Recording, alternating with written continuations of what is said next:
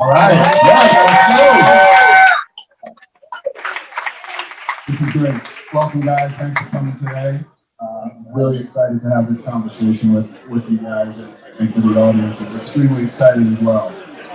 So one of the things we've been talking about is FUBU and Forever 21 just being such entrenched brands when you guys launched back in the 90s, and Forever 21 launched in the 80s, but really ingrained in the 90s culture. And now those trends are coming back now, right? I'm seeing it.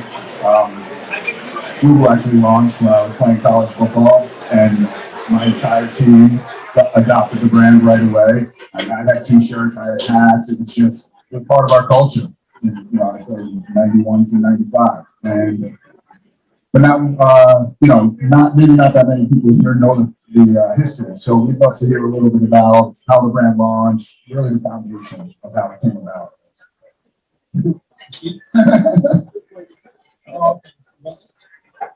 Well, we started in 1992, but we started basically by trying to figure out an answer to a question that we had. At one time, we were selling, me and Damon and Pete, we were selling hats, basically out of trouble about the car. These real popular hats that were popular in the 90s. And we were doing that and doing pretty good at it. But we were just selling, making money, reinvesting and selling it. We really didn't have a company yet. And one day we just figured out, we heard a rumor, I can't say it was facts or not, but a rumor was going around where a company, I think it was Timberland, they were saying that they didn't make their boots for city kids. Which in reality, they probably didn't. I don't think they thought that would be that popular in New York, and they probably didn't make it with us in mind. So that being said, it got around in a negative way. And we said that maybe we should make something for us by us. And we came up with that name, and obviously took the first letter from each word and came up with FUBU. Now, mind you, we were still small, still working out of Damon's living room and dining room. And we actually quit, we actually shut down the business a couple of times. One time because of financial reasons and what have you. One time we shut down, our partner Jay came home from the Navy. He's the fashion guy. And he's the fashion guy. Jay's that guy in school where he would have a bow tie on and really dressed up every day. That's that guy. And he came home from the Navy and said, yo, let's give it another shot. I got some money to invest from the military I saved up. And he actually went to FIT, which is the Fashion School of Technology in New York. And thank you. And he came with some structure. Really came in, showed us how to put a clothing brand together. And from there, we just took off. So once you built the foundation, what tactics really worked for you guys to break through the clutter of some of the other companies that were out there? And then even more so, maybe what are a couple of things that didn't work that you guys had to put to the wayside? Product placement. Yeah, product placement was, I think, we knew a lot of the artists, they were just coming up, launching their careers, and we had a good friend called Hype Williams, so he was directing a lot of these artist videos, and he would call us and say, hey, I'm doing Busta Rhymes this week, or I'm doing, Janet Jackson next week, or whatever the case may be, and we would go down to the set and spend 16, 17 hours on set, because at that time, nobody really knew the brand. So it wasn't like, hey, who's here, let me get the clothes. I was just like, hey, what you got, purple shirts? Looks like Barney on it or whatever, you know what I mean? So we finally were able to develop, and Jay helped us a lot because we were just a t-shirt and hat brand. Jay helped us develop outerwear, different pieces that we needed to get to that next level. And then the artists, they bought into it early. And we didn't even know it was like product placement or marketing. We just knew that we needed to get up close scene. And we were one of the first, we were the reason why MTV started blurring out logos and videos.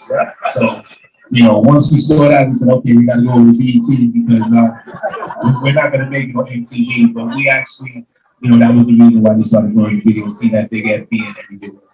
Keep in mind, there was no internet, there was no Instagram, and the kids were glued to the TVs when it came to music videos.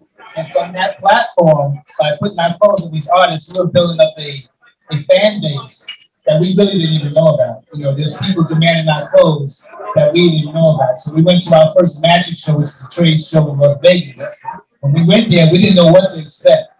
But we got the room in the Banner Bay.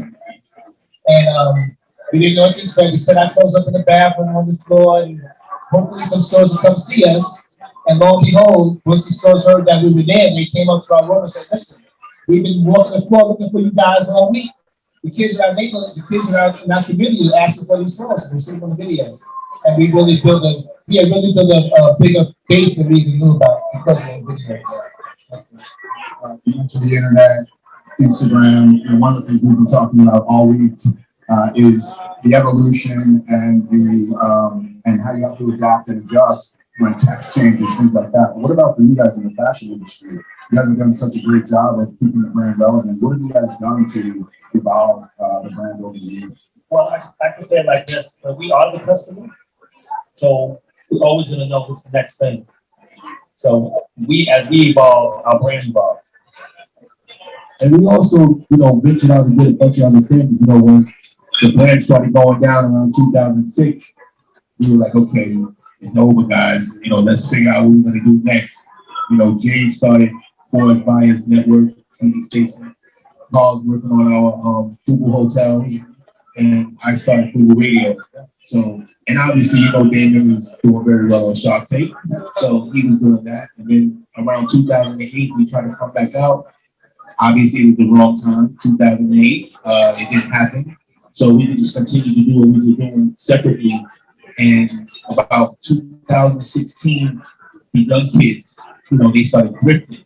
And they started wearing all this stuff and posting it. And they were like, listen, you know, you guys need to come back out. So we were like, yeah, okay, all right, we'll be back out soon. And it just kept building up and building up. And we were like, yeah, maybe we got something again. Like maybe we can, you know, launch this again. So we did a lot of collaborations where we reached out to people like Pacha and Pepe Man and Mitchell and Ness and Puma and, you know, Ebbets Field and Sorella. And then we tried to do something with Forever 21 right before the pandemic.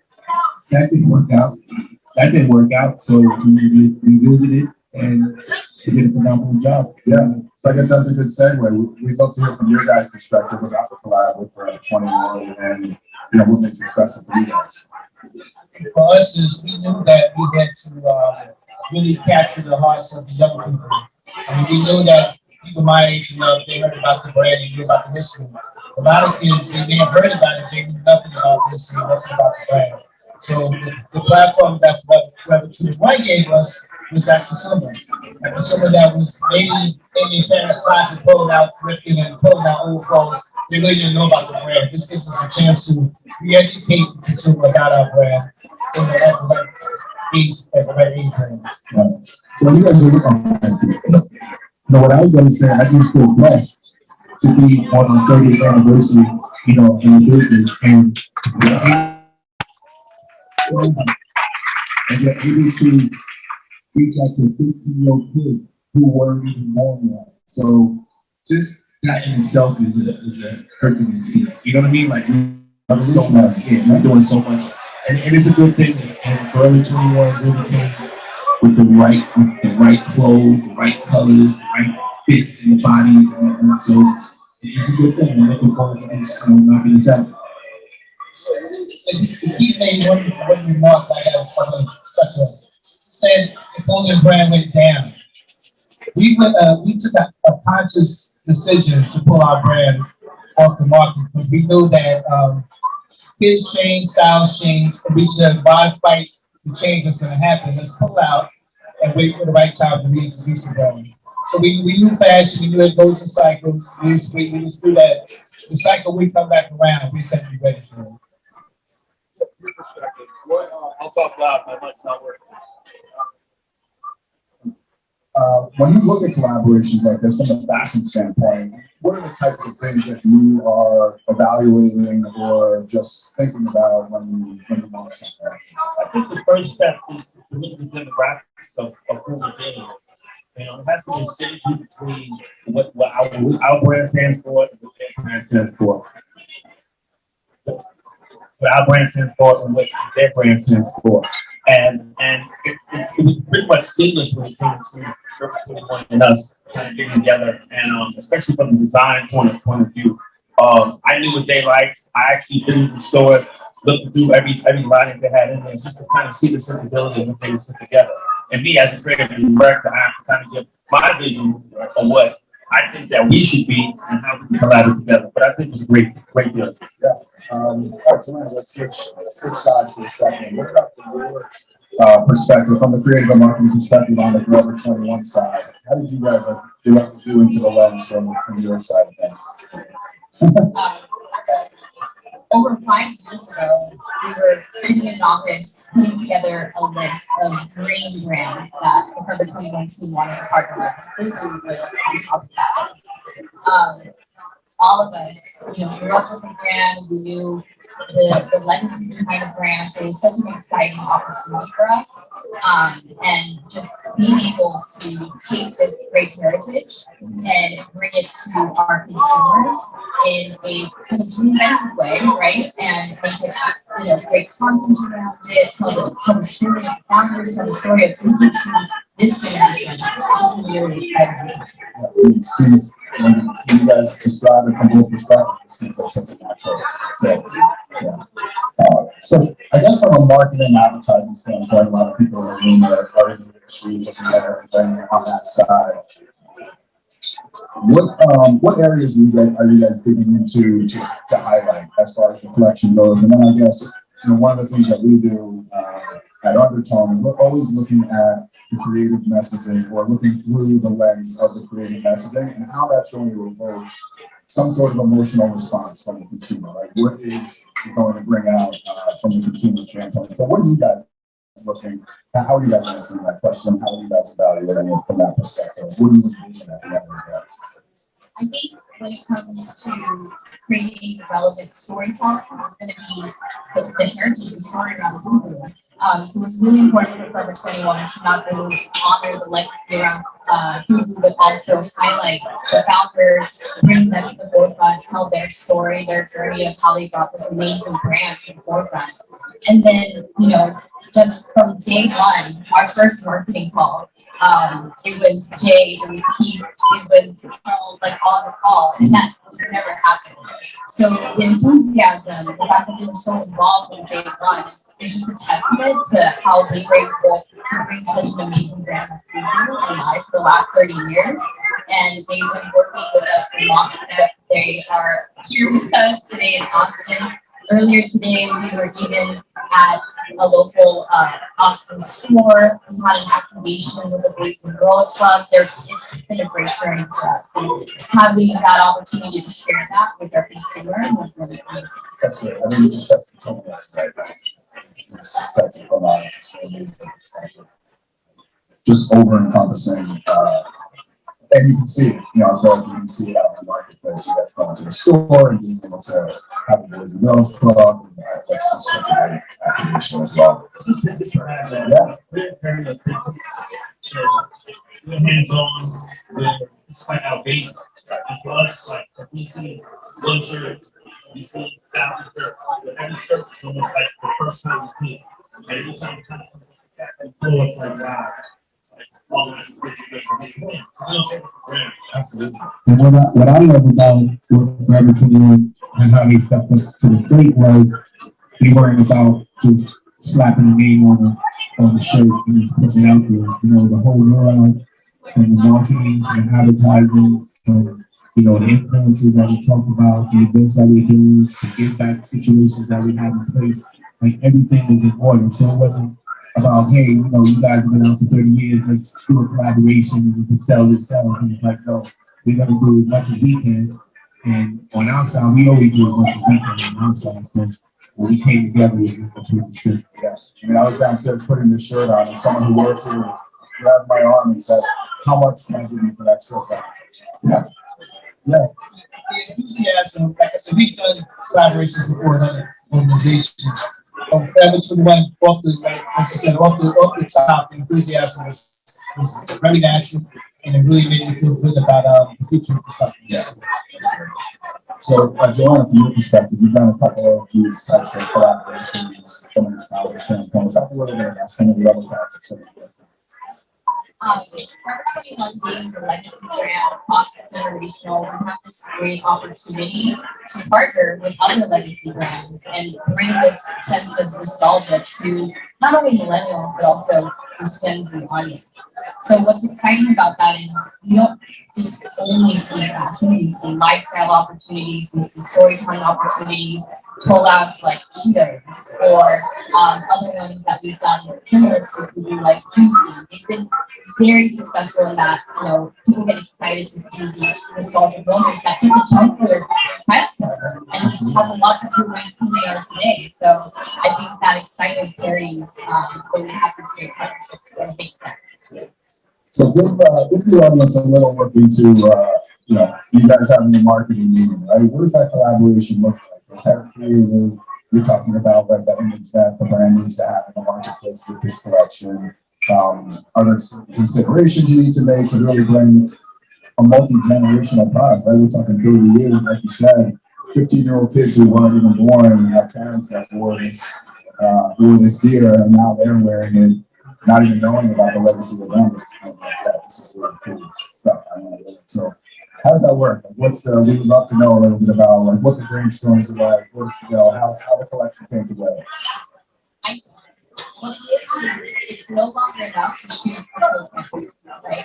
But what we need to do is tell a story that connects with our audience. And you know, just as mentioned so many times, having a partnership with FUBU allows us to do that.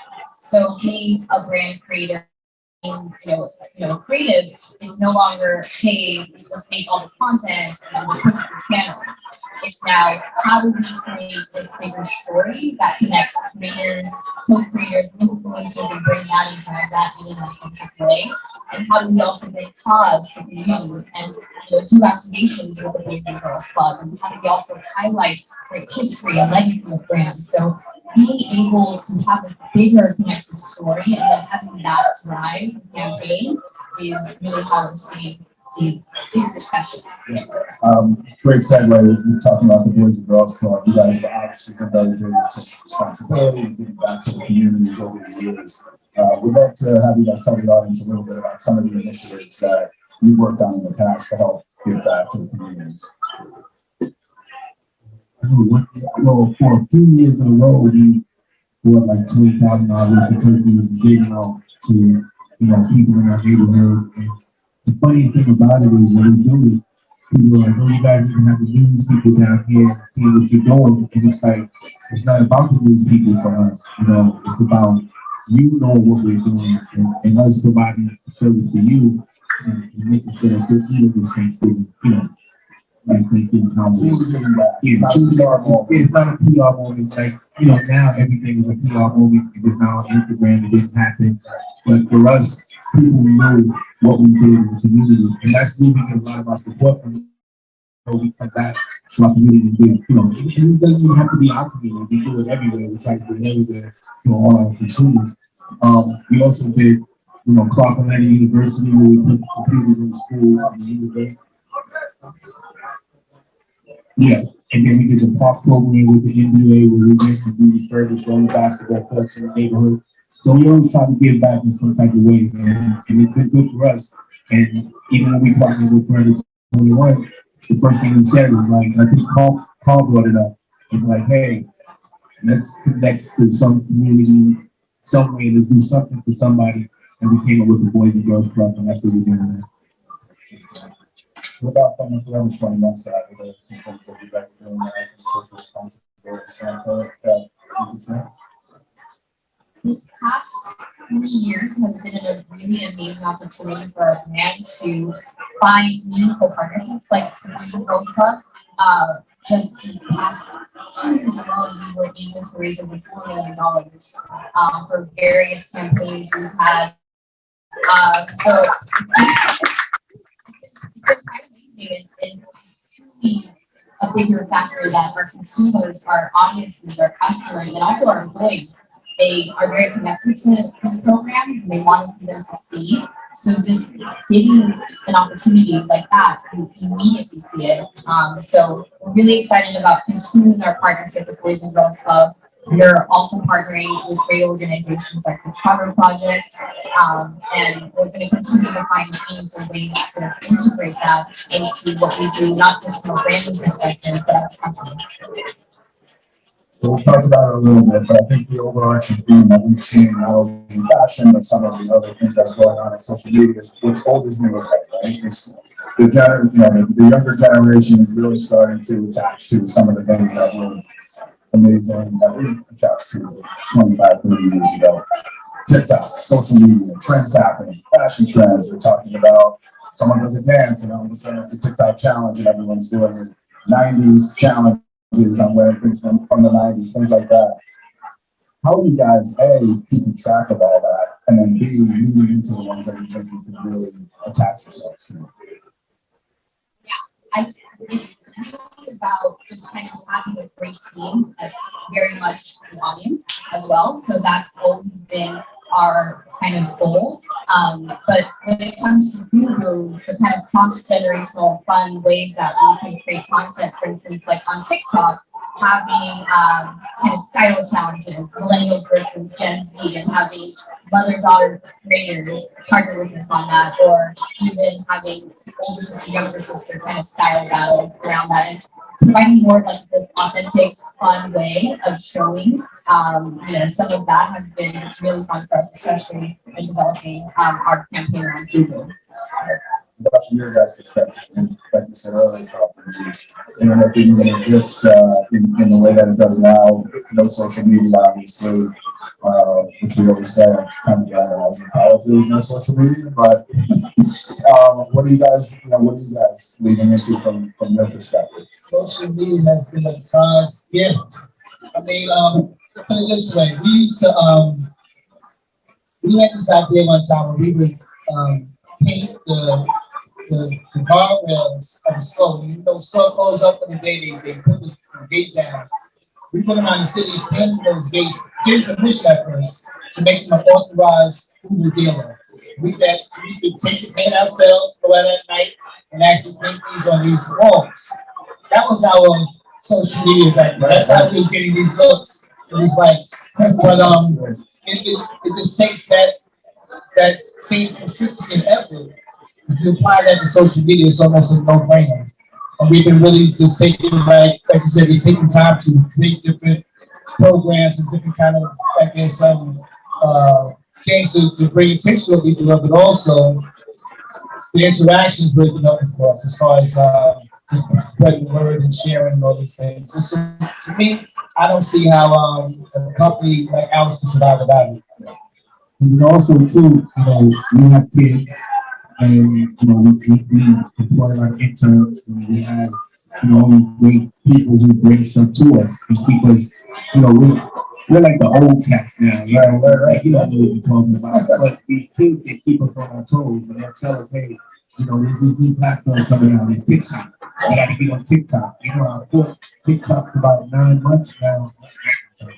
And now I'm sitting on TikTok trying to learn how to do it. But we have a great team that we surround ourselves with, and they make sure that we stay up on certain things. Even people like past employees will text us or something and say, hey, did you see this? Did you see this movie? You guys are in this movie. They always keep us abreast of what's going on, what's we're charting out there. So like I said, keeping a great team around is key.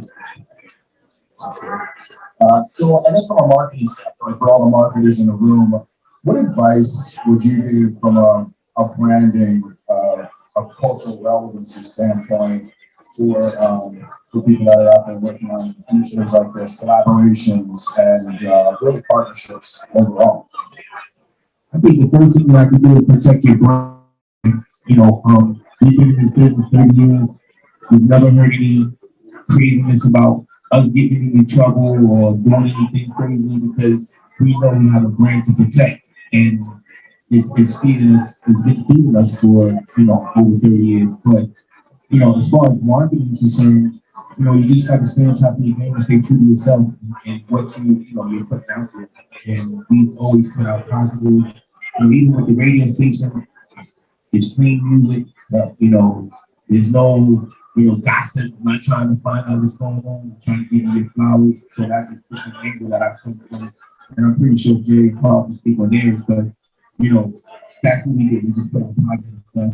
And we've always had great relationships. We built our company on great relationships. Most of the people that we work with, been working with us for over 20 years, some 25 years. So, if they leave, they come back.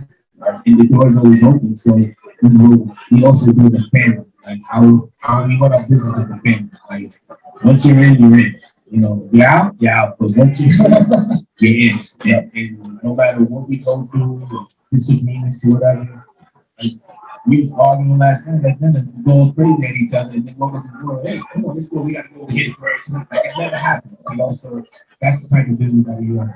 It's good to be like our brand is really attached to us.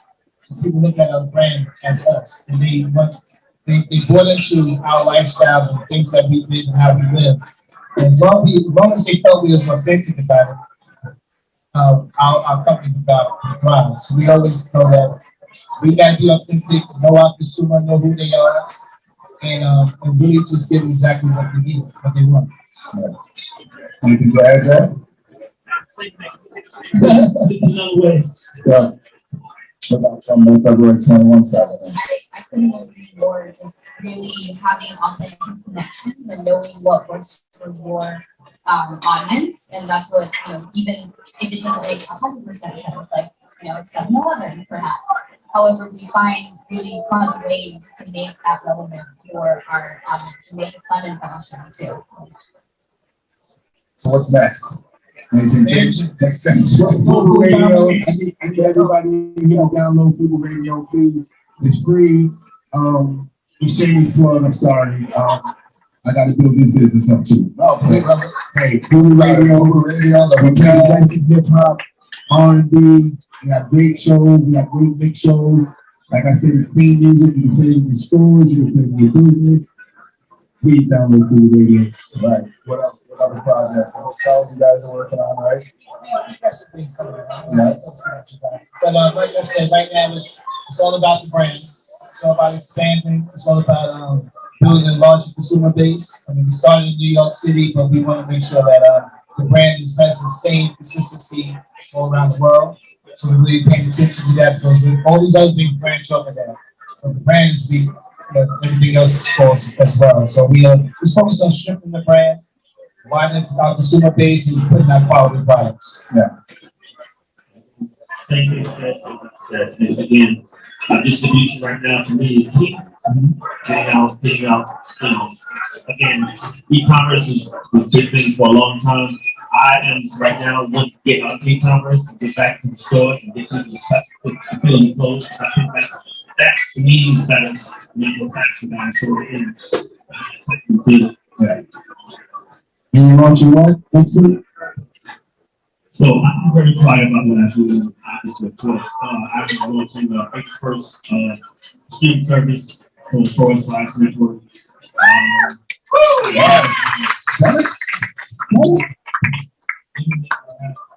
Four cities in production right now as we speak, and still in Atlanta. I have 3 reality shows still as we speak in LA. I have 275 movies. What else? So I'm launching it first. You can download it on all platforms, both the team towards Avon, S5, and Linear. Right, please. Yes, that's great. I'm sorry, I had to pull that out. But, We need to hear that. that's a big thing. That is big. That's great. Yeah, you guys. We get for 21 artists. Yes. FUBU is going to be the first of many great collabs this year. We have some really amazing collections that are coming as well, and we're just finding new and innovative ways to meet our audiences, whether it's in store, online, through social, through the metaverse and beyond. So we'll definitely have a lot of things planned to share back. Oh, that's great. Excellent. I think we still have a few minutes left, so I wanted to open it up to the audience for some questions. I'm sure we'll have a few. Do we have a mic to pass around? Or?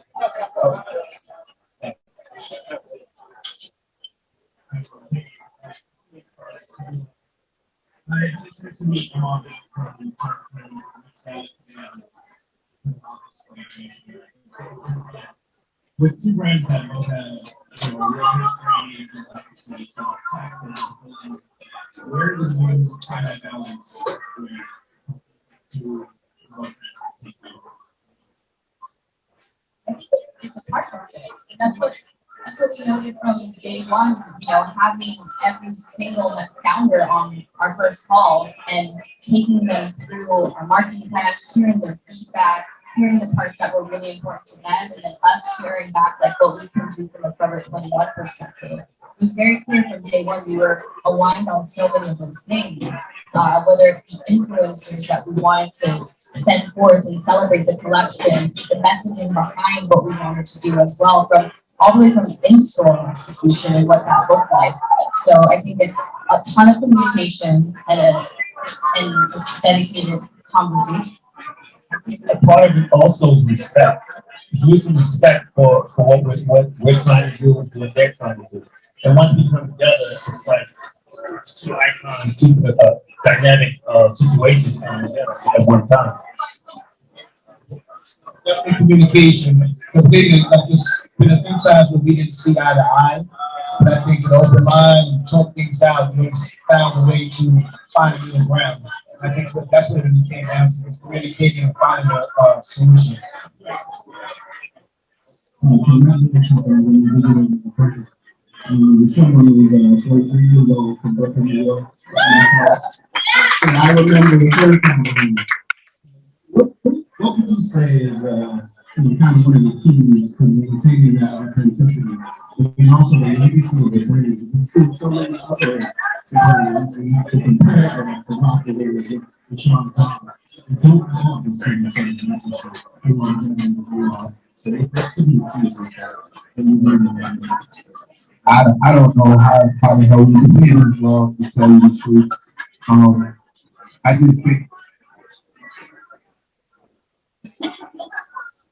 just think that the work we put in, the way we carried ourselves over the years, the quality of our products, because when a person pulls out a sweatshirt that's 20 years old and still looks brand new and has no waffles in it and has no rips, the seams is still intact, that just shows the longevity of the brand and the quality that we put behind it. And I think that's always been our biggest thing, putting quality in the clothes so that it lasts and it doesn't tear apart. Is you'll have so many different clothing or outfits over the years that you'll go back in your closet to go pull it out and it's ripped or it's falling apart. And we just built our brand on that legacy. It's just having quality product and running a smooth brand and not, like I said, not staying out of trouble, not getting into things and destroying the brand. I remember a funny story when Pump started Sean John. He came to us and he was like, listen, I want to start this brand. Sean John, it's my real name. This is what I want to do. We were like, that's cool, but you should name it something else in case something happens, you get in trouble, and your brand won't go down with you. And he was like, I'm an icon. I'm going to name it Sean John. I said, okay. A year later, a couple years later, we got to that thing in the club. And I was just looking at it, we were like, man, let this thing go down. Because at that point we were rooting for him because even though he was our competition, we needed him. We needed that brand in the store so that we could build this, at the time, with the urban section, but we needed him. So, things like that we went through and we saw it happen. It's a misconception because you have to come down in your background and say it, but a lot of times they come into the office, I like this, I like that, and they leave. We've been in our business from day one, from sales, marketing, you name it. We shipping in the warehouse. So we actually come to work at 10 o'clock in the morning and leave, sometime at night every day around the clock throughout the year. So that's the difference between us and let's say a brand that's kind of pushed by entertainment. We actually do every day, working every day, we making the calls. Like we tried our hand in the music business, it didn't work. you know. So maybe that's what it is. We were made for fashion, and they were made for me. Actually,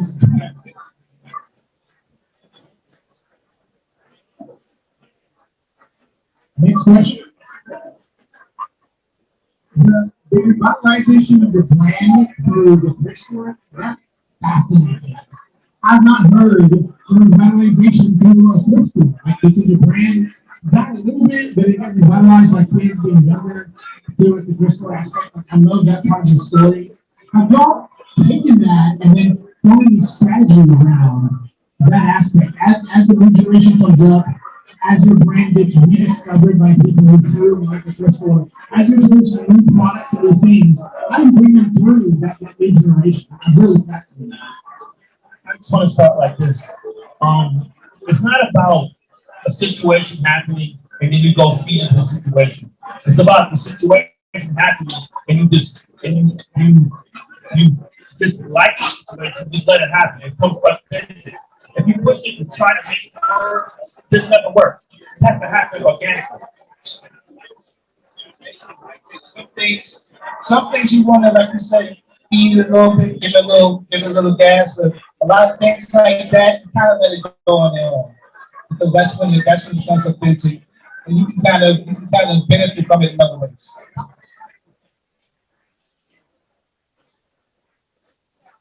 Hey, everybody. You both were talking on FUBU. You guys were talking about how influencers brands have benefited your business. But I know firsthand it can get pain in the ass to find the right ones to measure what the hell is actually happening with the data people talk about it. What are your biggest challenges to influencers? Well, we try to stay away from the paid part. We like I said earlier, we trying to develop a family, whether it's us here, whether it's our employees that work with us, whether it's people who support us, or whether it's influencers that know the brand. And, you know, we don't get into, you know, if we have to pay somebody, it's a big thing, you know, but we usually develop a relationship with these guys where we provide a product and then post it. And some of them just go by it and post it and do great photo shoots for us and say, hey, guys, use my photos. So we kind of develop, you know, those type of relationships with influencers as opposed to, you know, the paid version all the time, because sometimes that can get a little tricky. It comes back to being authentic, because the kids know when you paid for something. You know, it doesn't come up as natural, as organic. So we try to stay away from it because it does make a difference. When you have a relationship with a certain influencer, they have a certain amount of enthusiasm when they're working with you, as opposed to just getting a check. They're also going to extra mile. But you think that we're not doing to do. Because if I pay someone to do a post, they're going to do that one post. But you know, they're our friends, they're going to just keep let them ride, you know? It's not going to be up to 24 hours. And just to add to that, when we went to our network and said, hey, we're partnering with FUBU, the amount of hands that were raised in our community of influencers, because they were just so excited to be a part of this collection and this heritage of this brand. So absolutely finding creators that authentically have some sort of connection with the brand, with what you're trying to do, is going to really help partnerships on the back end, making sure that the content is relevant and it's organic and it feels real. And so that's what we've been able to accomplish with FUBU and so many of our other collections as well.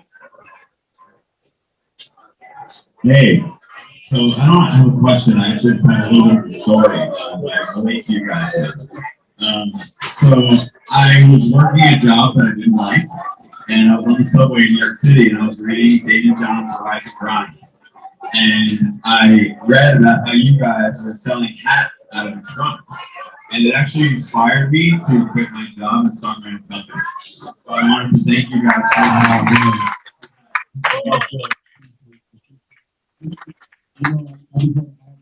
for We always say we're more than a clothing company, we're a movement, because over the years we've seen us inspire other people to do things they would normally do, or to get into business, like, you know, be an entrepreneur, you know, so thank you for sharing that.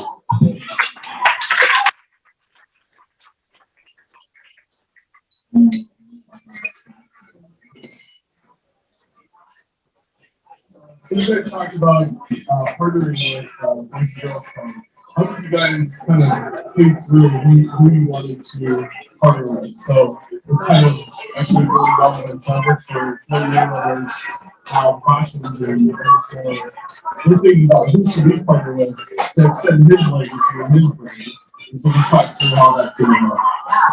A lot of it happened with asking our employees what they think about. And really, because again, I think the reason our partnership with Boys and Girls Club was so successful is that our store staff is engaged. They were pushing it to our customers. And then on the marketing side too, just the fact that there's so much passion behind it and so much connection that resonates with our employees and also our communities made it just very clear from day one that Boys and Girls Club was an organization that spoke to our company and felt authentic to us. So there's many others too, but I would always start by having an internal discussion of, as a company, what is meaningful to us? What is the thing that we want to do here? And it was very important. And choosing to the kids. Any last questions?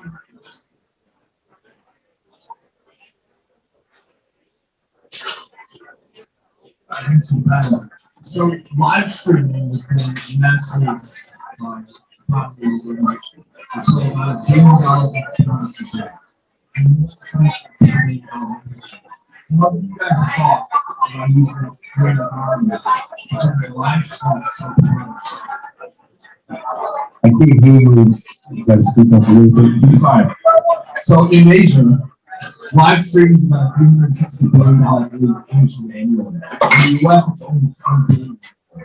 How have you guys thought about using the community economy to start selling products to live stream like on the site or to publishing? I never knew that, but we got to definitely look into it. We do sell overseas. We have a division in Japan. We have a division in Korea. And, we just opened up Brazil, United Emirates. What else we in Europe, South Africa. I mean, I have we are looking at live streaming. It's something that's on our radar, but like you said, we haven't figured out a way to do it in an authentic manner.